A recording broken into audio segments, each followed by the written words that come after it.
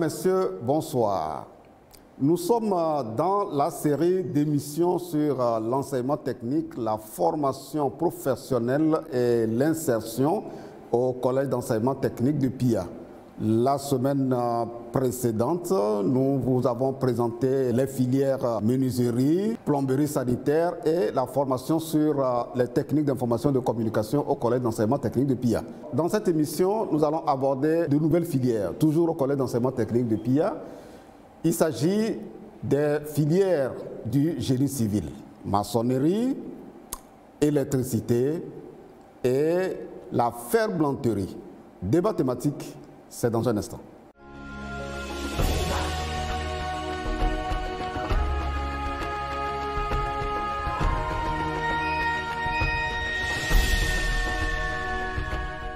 On les appelle les filières du génie civil.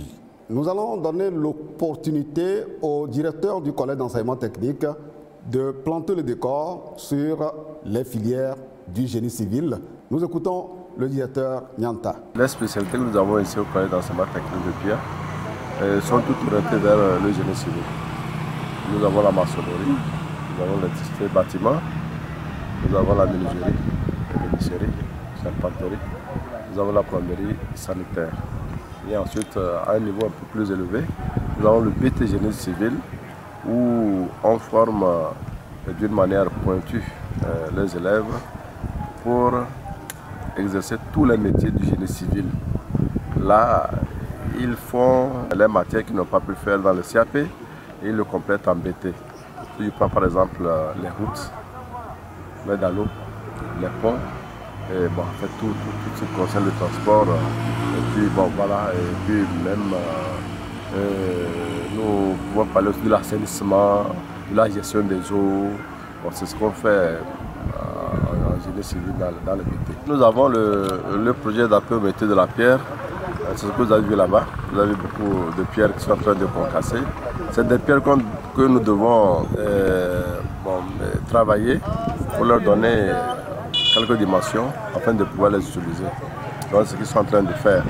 Donc c'est un projet d'appui au métier de la pierre qui est financé par la coopération française Acting for Life avec l'ONG JIVAPAF. Donc c'est ce qu'ils sont en train de faire. Et comme vous le voyez ici derrière moi ici, donc nous avons parlé tantôt des routes. Effectivement, ils sont en train d'utiliser un appareil qu'on appelle déodolite. C'est juste pour permettre de voir les déclinaisons des routes ou bien des terrains pour mieux travailler ces terrains-là. Dans la filière électricité, nous avons découvert les élèves à l'œuvre avec leurs formateurs. Ils ont dévoilé ce qu'ils pensent de cette filière électricité, la valeur ajoutée donc de cette filière et les niches d'emploi que leur offre aujourd'hui l'environnement qui est très favorable où cette filière est très sollicitée. On va suivre les apprenants, les formateurs et l'inspecteur spécialisé dans la formation sur l'électrotechnique. C'est pas bien fixé en bas ça. Non, c'est la digue. Faites attention que ça ne se touche pas ici. Les fils là, que ça ne se touche pas. Est-ce que la batterie D'accord. Pour énergie renouvelable, je suis capable de faire des installations avec les panneaux solaires. Et je suis capable de réparer la panne. J'ai aimé l'électricité parce que depuis mon enfance, j'ai voulu être l'électricien en tant que je vois les autres travailler, comment les autres montent les poteaux aussi, ça me donne la force de devenir une électricienne. Alors quels sont les dangers auxquels s'expose un électricien? Pour qu'il soit en sécurité, qu'est-ce qu'il lui faut? Pour être en sécurité, il lui faut les casques, la blouse, les chaussures de sécurité, les gants. Alors aujourd'hui, les énergies renouvelables, c'est ça qui est la nouvelle donne du gouvernement avec les projets CISO et d'autres projets. Oui. Pour faire une installation d'un panneau solaire dans n'importe quel lieu, que ce soit dans un milieu urbain ou bien dans un milieu rural, de quoi tu as besoin en tant que technicienne dans le domaine? Pour faire l'installation d'un panneau, d'une énergie solaire. Il nous faut les panneaux solaires, les régulateurs, les convertisseurs et les batteries. J'ai eu à travailler avec certains les particuliers et bon, parfois je sollicite. S'il y a un travail, on peut m'appeler de leur aider. Donc je les suis un peu pour essayer de connaître un peu le travail sur un chantier. Ils ont apprécié mon travail puisque moi, comme je suis dans une école de formation professionnelle et que celui du particulier a suivi le CFA, donc il y a une différence entre le CFA et le CAP. Il y a de là 5 ans, on a introduit l'énergie renouvelable dans notre établissement. Mais la pratique a pris effet après 2 ans de cours théoriques. Et effectivement, nos enfants ils sont capables de pouvoir intervenir dans toute installation, que ce soit électrique, en énergie propre, comme en énergie secondaire que nous appelons l'électricité. En dehors de cela, ils peuvent aussi faire la maintenance, que ce soit dans des villes, que ce soit dans des villages. Est-ce que vous avez les échos de certains élèves qui sont déjà sortis d'ici dans cette spécialité? Oui, effectivement, les entreprises comme NET, comme la CEB, la CET, effectivement nous donnent des informations par rapport à nos enfants qu'effectivement ils sont compétents et puis de deux, ils ne blaguent pas dans les activités. La rigueur y est, la compétence aussi y est. Par rapport aux cellules genre, les filles s'intéressent. Ils veulent aussi faire comme les hommes dans notre métier. Et effectivement, quand nous voyons les filles, la plupart des filles que nous avions formées, effectivement, sont aussi, par exemple, je prends l'exemple de la CET, ils sont beaucoup utilisés là-bas aussi. Et à la CEB, j'ai à peu près disons 5 personnes aussi qui ont été déjà sollicitées à la CET. Ici, c'est les wattmètres triphasés qui nous permettent de mesurer la puissance électrique d'un récepteur inséré dans un circuit électrique. Mais sur le terrain, nous utilisons uniquement que les pinces wattmétriques qui peuvent nous servir, mais que l'État ne nous a pas envoyé pour que les enfants soient familiarisés à cela avant d'être sur le terrain. Sur le tableau, nous avions des schémas électriques qui ont été tracés. C'est un schéma de commande dont nous pouvons le réaliser sur l'outil informatique. Donc avec la fonction Spine, nous pouvons le tracer rapidement et mettre tout ceci. Est-ce que vous l'avez? Oui, nous avions l'outil informatique. Oui, nous avons les outils informatiques qui sont là. Nous avons à chaque bureau, nous avions un ordinateur qui nous permet de pouvoir tracer cela et maintenant tirer et donner aux enfants aussi pour le faire. Mais les enfants ont besoin de... Les enfants, pour les gens de CAP, ce n'est pas initié, mais pour les BT, c'est leur professeur d'informatique est chargé de les montrer par la fonction Spine comment on trace un schéma électrique. Par rapport aux apprenants ou élèves, nous n'agissons pas directement.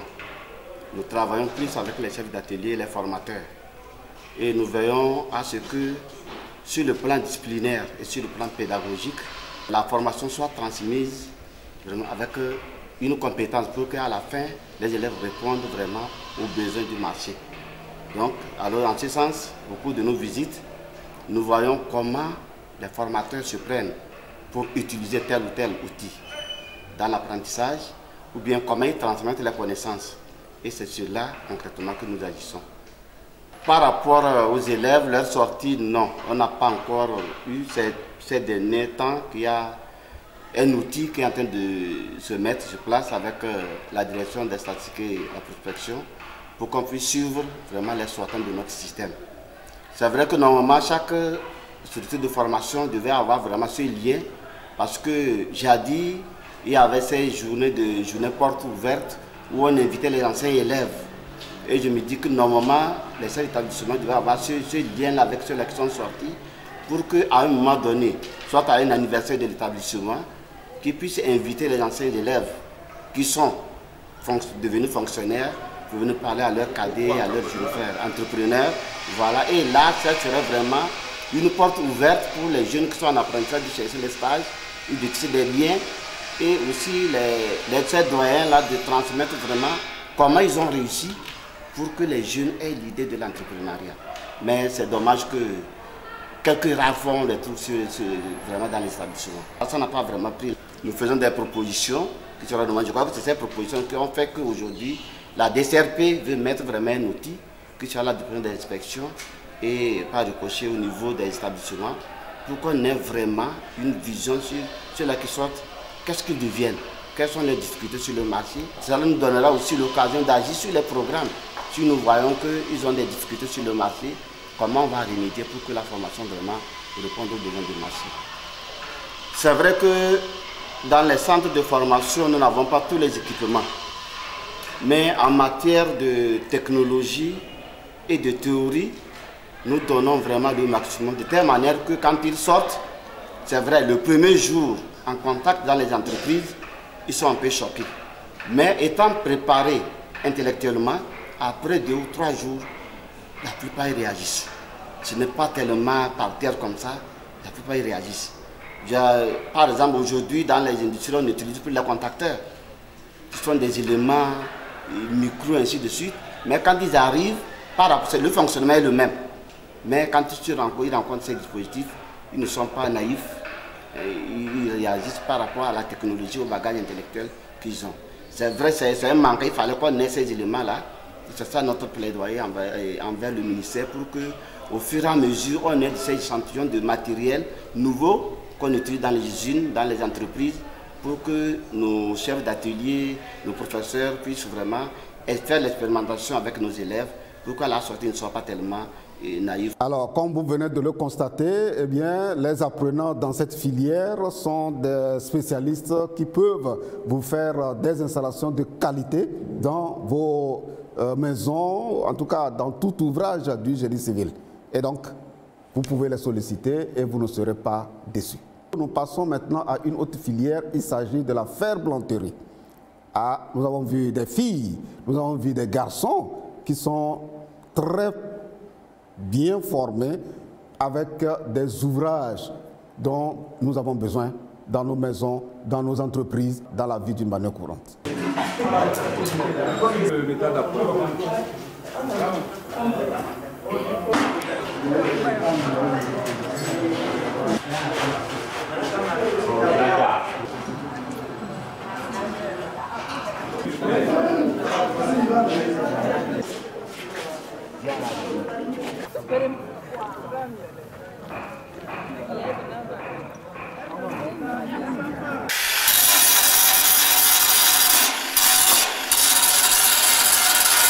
À l'instar de ce que nous venons de voir avec les apprenants, les formateurs qui ont exprimé leur joie vraiment de s'inscrire dans cette filière d'électricité et de ferblanterie, parce qu'ils sont de toute façon convaincus qu'à la sortie de cette formation, ils peuvent s'installer à leur propre compte et pouvoir être sollicités partout où besoin est.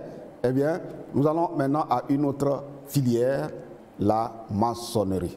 Suivant l'ambiance et les apprenants que nous avons interviewés à l'œuvre, ainsi que leurs formateurs.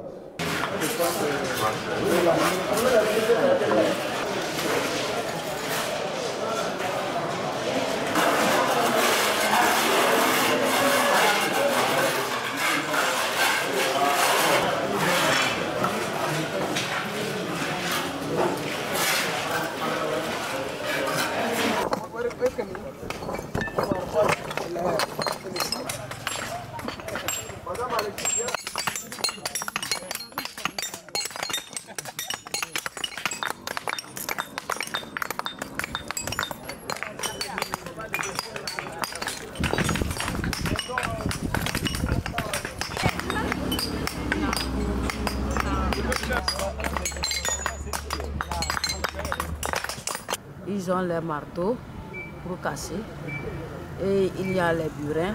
Il y a les burins à bout plat et les burins à bout pointu. Et ça dépend de la position de la pierre.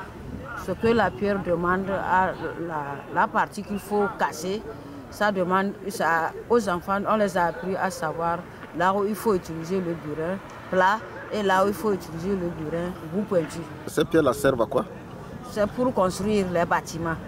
on peut construire avec ça. Nous sommes en train de préparer la fondation d'une construction. Alors là, nous sommes en pleine séance de cours de topographie. Alors, la topographie est une matière fondamentale dans le génie civil. Elle nous permet de faire le nivellement, elle nous permet aussi de faire la planimétrie. Dans ce cas d'espèce, nous voulons faire le plan de masse de notre terrain de football. Alors, je vais laisser la parole à M. Aoulou, qui est chargé du cours, pour qu'il vous détaille un peu la procédure. Effectivement, comme le chef de session vient de le dire, nous sommes en atelier de topographie ici. Nous voulons faire sortir un plan de masse, c'est-à-dire positionner le terrain par rapport au dortoir. Pour cela, nous avons besoin de cet appareil que nous avons devant nous, qu'on appelle le niveau d'ingénieur. Et ce niveau d'ingénieur nous permet de prendre les distances et les angles. Bien sûr qu'il y a d'autres machines qui perfectionnent ça, mais ça, c'est le travail que nous voulons faire, ça nous suffit pour faire le plan de masse là. Comme le chef de section vient de dire, nous sommes en atelier de topographie. C'est une matière de génie civil. Parmi tant d'autres, nous avons d'autres matières. Actuellement, nous sommes en atelier de topographie. Les formateurs ont exprimé des vœux, en tout cas des doléances à l'endroit de l'autorité pour que les compléments ou les adjuvants pour que cette formation soit beaucoup plus complète, eh bien, puissent être installés au sein du collège d'enseignement technique de PIA. Nous remercions déjà le gouvernement pour les efforts qu'ils sont en train de faire dans le cadre de l'amélioration de l'enseignement technique au Togo. Actuellement, nous souhaiterions vraiment qu'on puisse disposer d'un laboratoire de génie civil. C'est quoi le laboratoire? Qu'est-ce qu'on va retrouver là-dedans et il va servir à quoi? Alors, le laboratoire, vous venez de voir le matériau pierre qui sert de construction dans le cadre de la promotion des matériaux locaux. Alors, on ne va pas utiliser n'importe quelle pierre pour faire de la construction. Il faut certifier la qualité de la pierre pour la durabilité de la construction. Et donc, le laboratoire sera équipé du matériel. Par exemple, le matériel Los Angeles, qui permet d'apprécier la dureté des matériaux pierres que nous pouvons utiliser pour la construction. Il en est de même pour les matériaux sableux, où nous devons certifier la qualité du sable qui va servir de mortier ou de béton.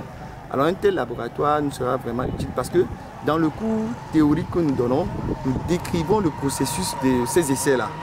Alors il serait intéressant qu'après le cours théorique, on puisse passer en atelier, en laboratoire, pour montrer aux apprenants concrètement comment cela se passe. Je crois que si vraiment on pouvait disposer d'un tel laboratoire, cela nous aiderait.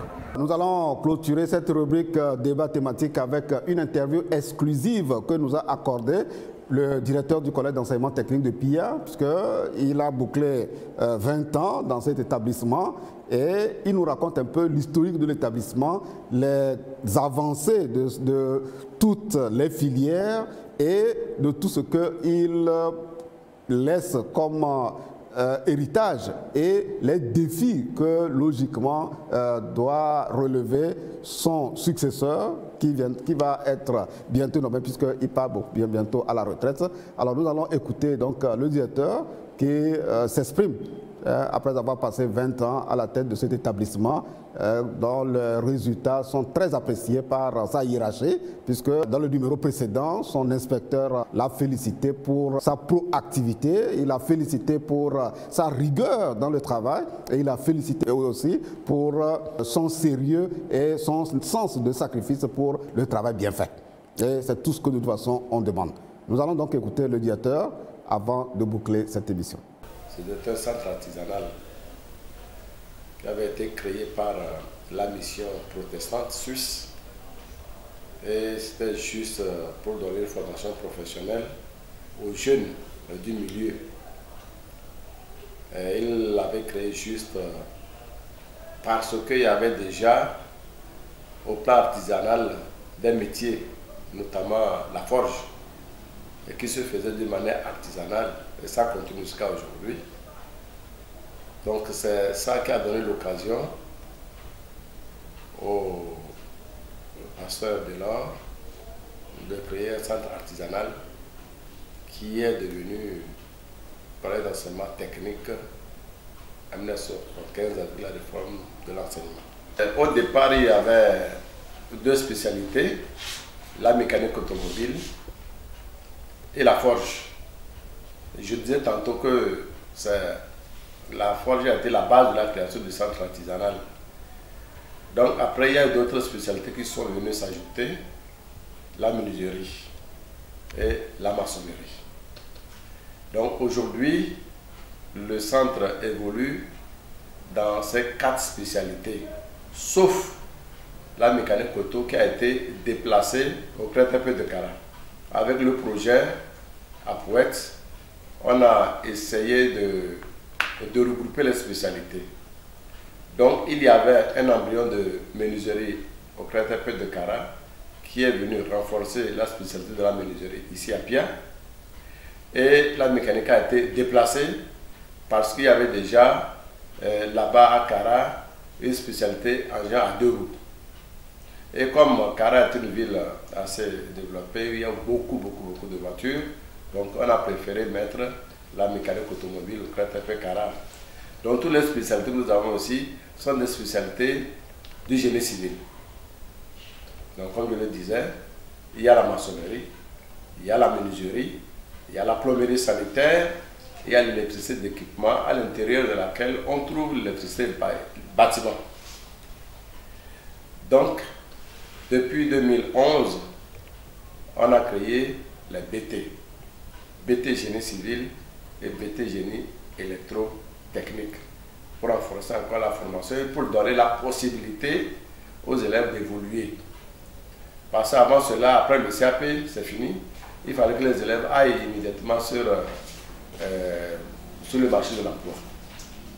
Mais avec le BT, ils ont la possibilité d'aller jusqu'au BT brevet de technicien, aller au BTS et pourquoi pas devenir ingénieur. Donc c'est de ça que nous parlions en 2008, en mars 2008, qu'il faudrait mettre des passerelles. Et les BT font partie des passerelles pour l'évolution de l'élève qui a commencé par le CFA, il passe par le CAP, il va avec le BT, il peut aussi progresser. Et la création de ces passerelles, le BT en l'occurrence, a traîné beaucoup d'élèves. Depuis que nous avons, ça a été créé en 2011, nous avons enregistré le bon pourcentage. Nos pourcentages n'ont jamais été en deçà de 85% des réussites.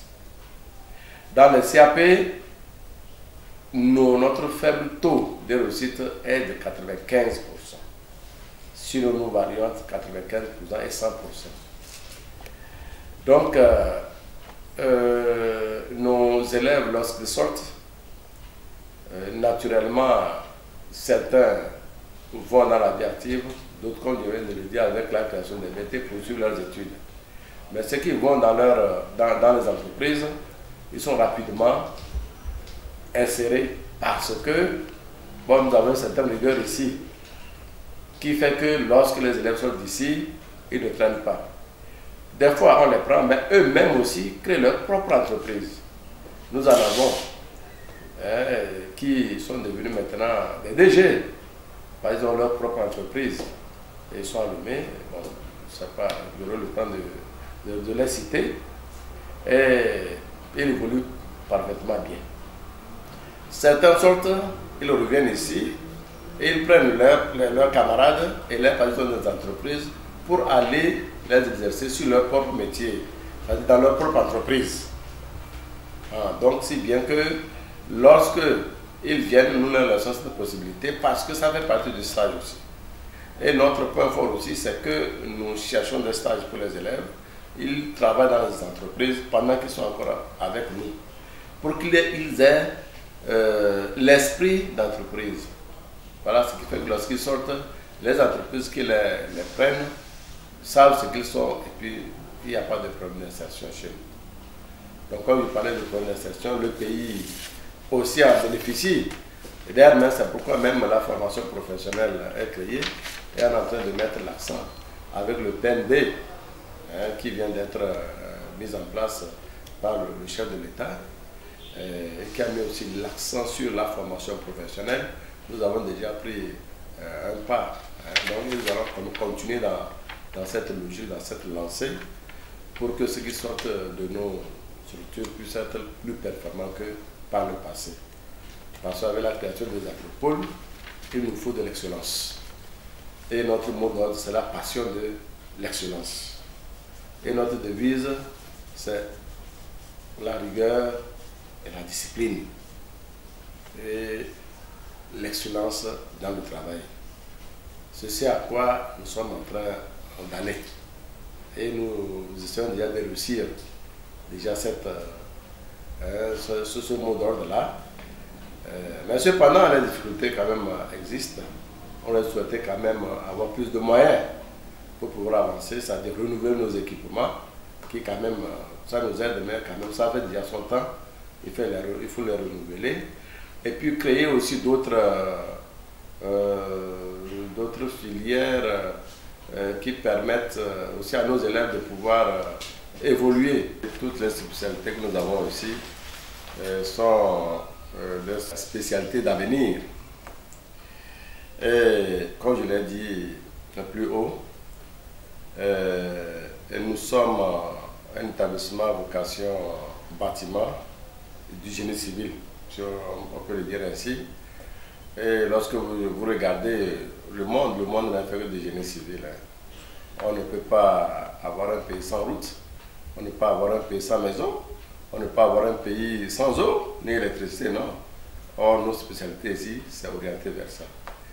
Donc, effectivement, il y a des évolutions au niveau de toutes ces spécialités, et nous le voyons. Et nous aussi, nous essayons de nous mettre à niveau. Pour nous mettre à niveau, il y a des recyclages que nous faisons souvent aux professeurs. Et notre ministère aussi ne reste pas les bras croisés. Et tout dernièrement, le ministère a organisé des séances de formation sur le plan informatique pour que nos professeurs soient capables, nos enseignants soient capables de pouvoir s'exprimer en ces termes d'évolution technologique. Je crois que ce sont des métiers qui sont pleins d'avenir. Avec ces spécialités aussi, on peut s'insérer facilement aussi dans le marché de l'emploi. Donc, si vous vous en souvenez, notre ministère a mis un petit mot là-bas, insertion professionnelle.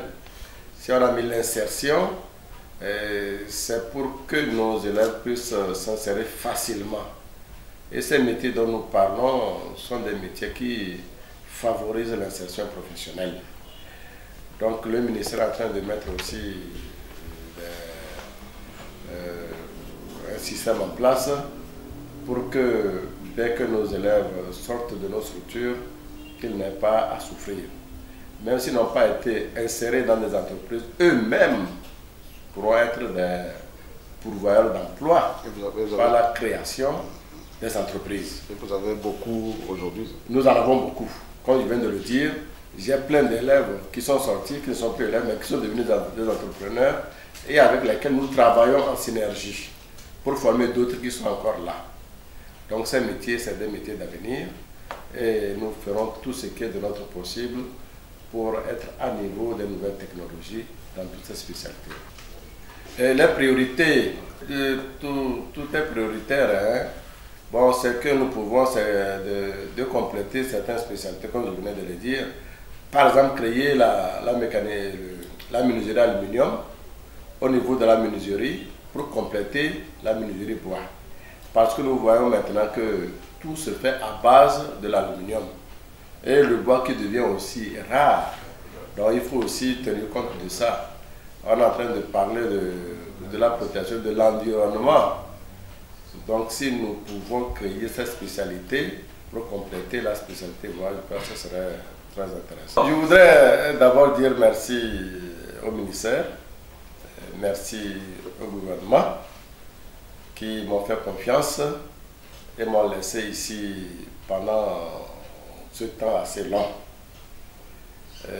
Ce n'est pas parce que j'ai mérité, mais c'est parce qu'ils ont pensé que je pouvais faire quelque chose. Et je ne le regrette pas parce que j'ai essayé de faire ce que je pouvais. J'ai fait ce que je pouvais, on ne peut pas tout faire.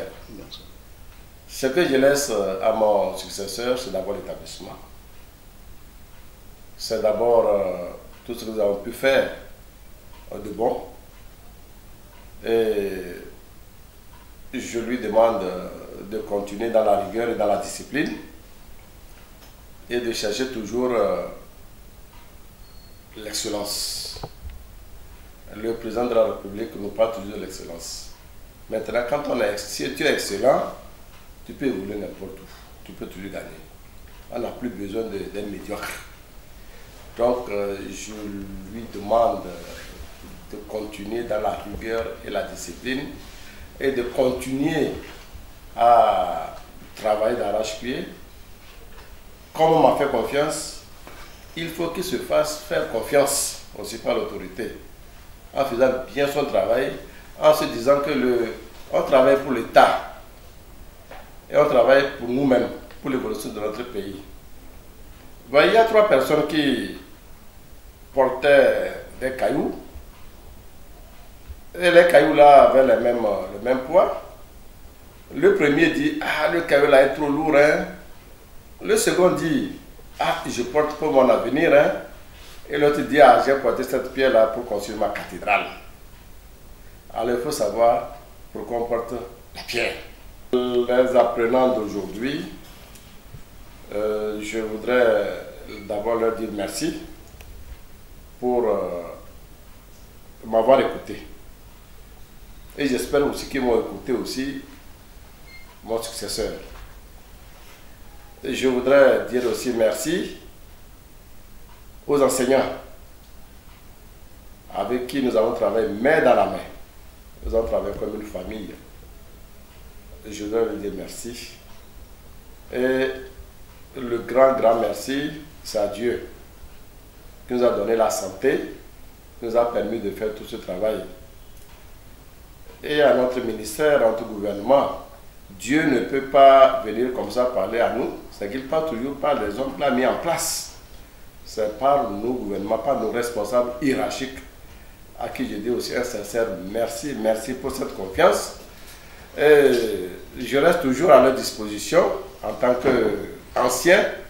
S'ils ont besoin de mon expérience, je serai toujours pour y apporter quelque chose pour mes élèves que je laisse dans de bonnes mains, pour mon personnel aussi, que je laisse aussi dans de bonnes mains avec mon successeur. Débat thématique prend fin ainsi avec cette interview exclusive du directeur du Collège d'enseignement technique de Pia.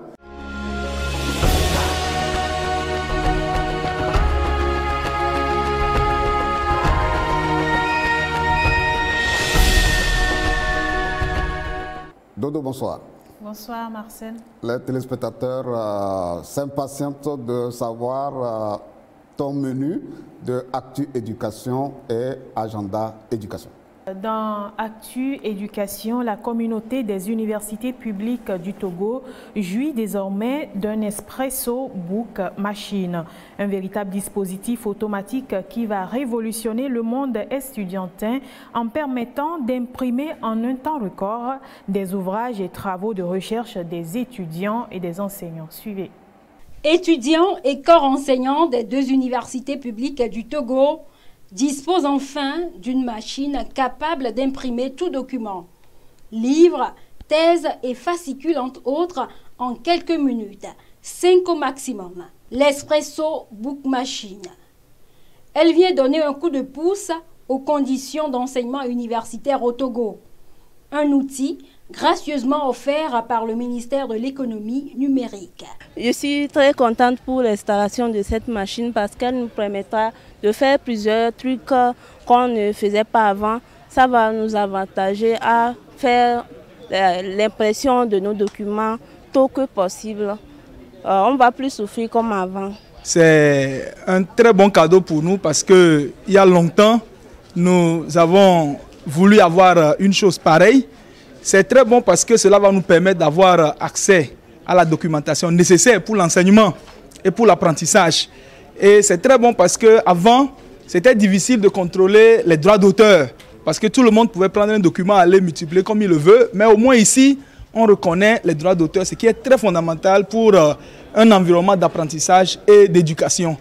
Depuis quelques années, les universités du Togo ont tout mis en œuvre pour moderniser et numériser leur espace. Le Wi-Fi Campus en est une illustration. L'arrivée de cette grande innovation technologique vient révolutionner le monde universitaire togolais en pleine mutation. Vous mettez aujourd'hui à notre disposition l'Espresso Book Machine, un dispositif numérique qui nous réconcilie avec le temps des urgences universitaires. Mené de main de maître, de concert avec le ministère de l'Enseignement supérieur et de la Recherche, a de certaines dividendes pour les deux universités publiques.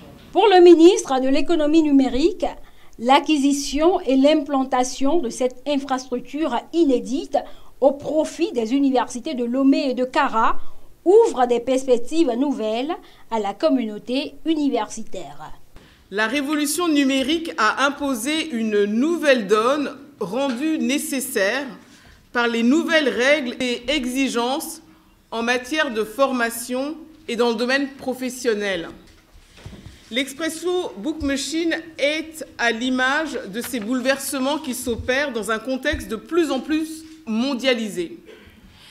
Dès lors, il nous faut nous hisser et hisser notre jeunesse à un niveau répondant aux standards internationaux en lui permettant d'être plus compétitive afin de jouer pleinement son rôle en tant que levier dans le développement socio-économique de notre pays. Le Togo est le seul pays en Afrique de l'Ouest et le troisième en Afrique après l'Afrique du Sud et l'Égypte à disposer d'un tel programme. Et nous nous sommes intéressés aux avantages de ce programme innovant pour les étudiants. Suivez dans ce dossier. C'est la Gutenberg du XXIe siècle. L'Espresso Book Machine se présente aujourd'hui comme un distributeur automatique de livres. C'est la grande star des bibliothèques, librairies et imprimeries. Un système automatisé d'impression à la demande, capable d'imprimer un livre, couverture comprise, en quelques minutes, le temps de café espresso. Le temps de prendre son espresso café, vous avez déjà votre livre en main. Donc c'est rapide et vous avez des nouveaux livres actuellement. Espresso Book Machine est relié à une bibliothèque numérique et les livres dont on a besoin, qui sont des nouveaux livres, on peut les avoir actuellement à un très bas prix. Créé par la société Xerox et commercialisé à l'international par la firme américaine On Demand Books, ce système est activé dans le monde depuis 2016. Au Togo, tout se passe sur la plateforme EBM. C'est exclusivement pour les étudiants et les enseignants des deux universités. Il y aura un processus de création de comptes. Lorsqu'un compte est créé, et nous aurons par exemple à valider les comptes avant de pouvoir imprimer. Donc il y a une vérification pour s'assurer qu'il s'agit exclusivement des étudiants des deux universités publiques et des enseignants des deux universités publiques. Un livre comme nous avons sur la plateforme EBM qui est Espresso Book Machine, qui est une plateforme. Nous avons cherché à acheter un livre qui coûte en ligne 26 € sur la plateforme Amazon. Quand nous retournons sur la plateforme IBM, nous retrouvons qu'avec notre collaboration, ce livre, nous devons payer uniquement le droit d'auteur qui est de moins de 2 $, c'est-à-dire ça fait 1190,70 francs CFA pour que nous payions comme droit d'auteur. Et ensuite, nous avons le livre.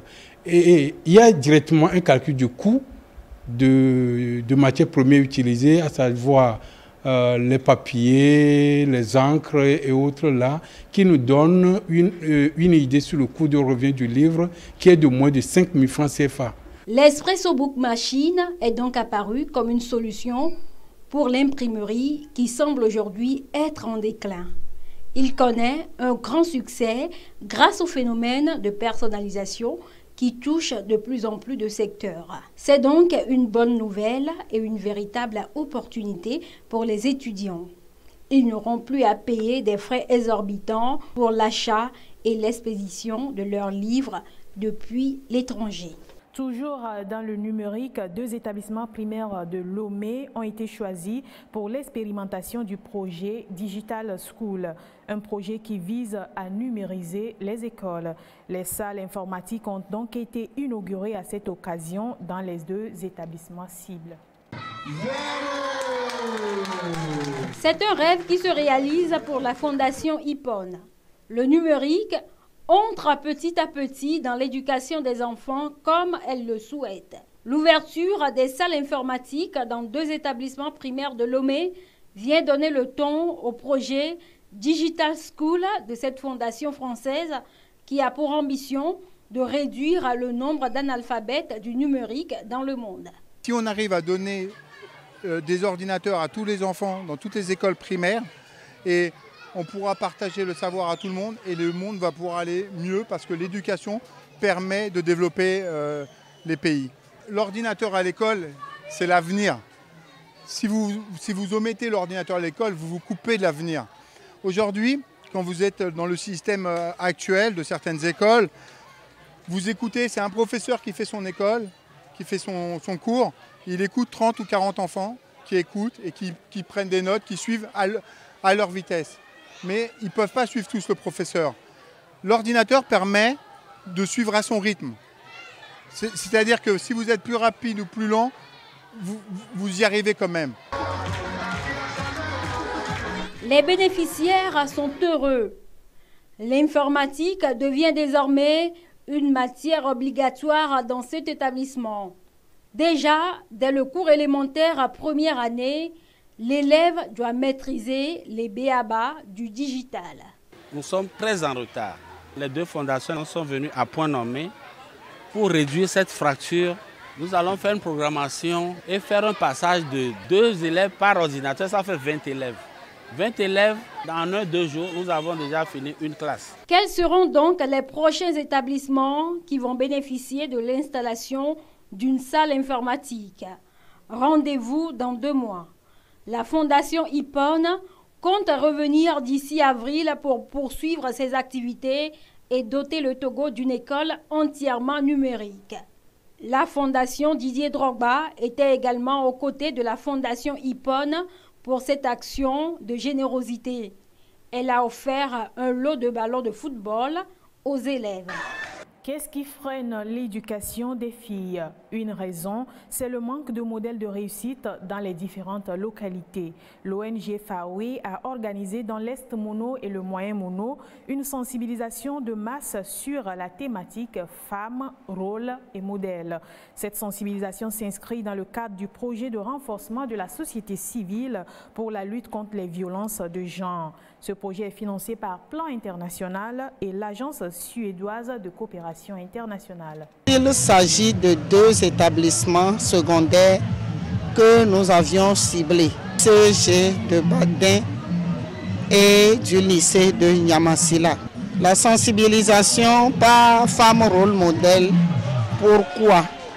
Pour répondre à cette question, tout simplement, je vais dire que les filles dans les établissements secondaires, que ce soit au cours primaire ou au secondaire, ont besoin d'avoir des modèles qu'elles doivent chercher à imiter.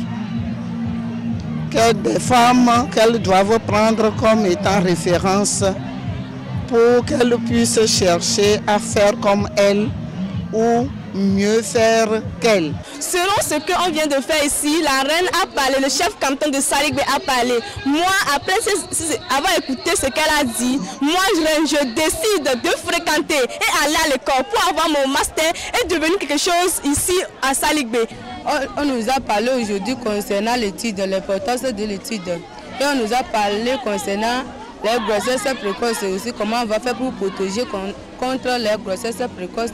J'ai compris aujourd'hui que l'importance de l'étude, je dois fréquenter et aller loin. C'est pour motiver mes petites soeurs aussi à emboîter nos pas. Je veux qu'elles aussi prennent nos pas. Quelles qu'en soient les difficultés qui vont arriver, qu'elles se mettent dans leur tête qu'elles aussi doivent arriver là où les grands sœurs sont arrivées. Je veux que d'ici 5 ans aujourd'hui, qu'on compte bon nombre de femmes aussi, modèles, que ça ne soit pas, ça ne se limite qu'à moi seule ou bien à 2 ou 3 personnes. Le nouveau plan national de lutte contre les pires formes de travail des enfants a fait objet d'échanges en février dernier entre l'ensemble des acteurs impliqués dans la protection des enfants. Ensemble, ils ont évalué ce nouveau plan pour déterminer les nouvelles stratégies à mettre en œuvre. Un enfant est en droit de jouir pleinement de son enfance, mais il advient que certains enfants soient astreints au travail sous ses pires formes, 52% au Togo selon une étude menée en 2010.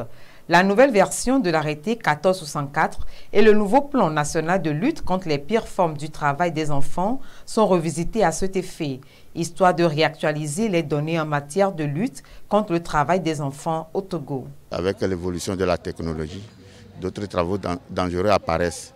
La production des films pornographiques, c'est un nouveau travail dangereux parce que le cinéma n'était pas développé dans le temps. Et que quand vous voyez l'ancienne liste sonore, on ne comprend pas ces travaux. Donc il est de bon ton qu'on passe à la révision, afin qu'on puisse intégrer ces nouveaux travaux dangereux dans la liste ancienne. Bien des actions ont été menées, mais à ce jour, on ne peut pas dire, sans risque de se tromper, qu'on a fini avec le trafic des enfants. Le Togo a déjà ratifié 8 conventions fondamentales dans la lutte mondiale contre le travail des enfants. Le Code de l'enfant a été adopté en 2006, un outil de plus pour signifier l'engagement des acteurs clés à mettre fin ou du moins à réduire ce fléau qui continue d'hypothéquer l'avenir des enfants togolais. À Dapaon, l'Agence nationale pour l'emploi au Togo, l'ANPE, a organisé un atelier de restitution des résultats de son étude sur les métiers porteurs. L'initiative s'inscrit dans le contexte du programme de formation professionnelle et emploi des jeunes Profopej, un programme réalisé avec l'appui de la GIZ pour recenser les besoins en main-d'œuvre dans la région des Savanes. L'étude sur les métiers porteurs, dont les résultats sont ici partagés, révèle que la conservation est un secteur qui a de l'avenir dans la ville de Dapaon. Même si des métiers ne sont pas formellement identifiés, des pistes sont explorées pour approfondir la réflexion. Comment faire pour pouvoir conserver nos produits, surtout les tomates et autres là. Donc c'est des idées dont il faut approfondir. Qu'est-ce qu'il faut, quelle formation il faut donner pour que nos produits soient plus conservés, qu'on ait ces idées. Donc il faut des spécialistes dans le domaine. Donc quel métier est adossé à cela? Il y a par exemple la mécanique, le transport. Ici à Dapaon, on peut développer pendant la mécanique pour le métier. Et aussi également l'énergie renouvelable. Donc pour le maintien de ces outils, parce qu'avec la promotion de l'énergie renouvelable, il faut déjà des techniciens pour maintenir les matériels. Quand je parle de mécaniciens également, il y a aussi côté agricole. Et les outils agricoles, il faut les maintenir. Et donc tous ces éléments, cela doit être approfondi pour donner de la matière à la formation professionnelle, pour voir les compétences qu'il faut développer pour pouvoir répondre à ces besoins. L'étude révèle également que 94% des entreprises recensées dans la ville de Dapaon sont dans le secteur informel et seuls 3,3% sont inscrites dans les registres de la Caisse nationale de sécurité sociale. De plus, 50% des responsables des entreprises affirment ne pas connaître la chambre des métiers. C'est dire l'insécurité sociale dans laquelle travaillent les employés dans la ville de Dapaon. D'où des recommandations pour rendre le travail décent et améliorer l'employabilité des jeunes. Donner des mesures incitatives pour sortir de l'informalité. Nous avons vu que la plupart des entreprises ne savent pas comment vendre leurs produits. C'est-à-dire qu'il faut mettre l'accent sur la formation et le renforcement en matière de marketing et les orienter plus précisément au niveau de leur investissement, parce que c'est des choses qui les manquent beaucoup. Le panel qui a suivi a permis au directeur général de l'Agence nationale pour l'emploi ANPE, Amoussou Komlan, d'amener les responsables des différents mécanismes et structures mises en place par les plus hautes autorités togolaises à expliquer aux jeunes entrepreneurs les facilités et les opportunités qu'ils offrent. La présente étude exécutée par l'ANPE se situe dans le contexte du programme Formation professionnelle et emploi des jeunes Profopej financé par la coopération allemande à travers la GIZ. Du 25 au 27 février 2020 s'est tenue à Victoria Falls au Zimbabwe la 6e session du Forum régional africain pour le développement durable. Au cours du forum, il a été relevé l'impact du changement climatique sur le continent avec près de 22,8 millions de personnes souffrant d'insécurité alimentaire grave en Éthiopie, au Kenya, en Somalie et au Soudan du Sud. La conférence informe que l'Union africaine et l'Organisation des Nations Unies devront continuer à renforcer leur partenariat pour créer des emplois décents pour les jeunes et garantir l'égalité des sexes. Au cours de cette 6e session au Zimbabwe, les délégués ont retenu que l'énergie que les jeunes africains dégagent doit être utilement canalisée par l'éducation, la science, la technologie, la santé et l'emploi, loin des conflits pour assurer le développement durable sur le continent.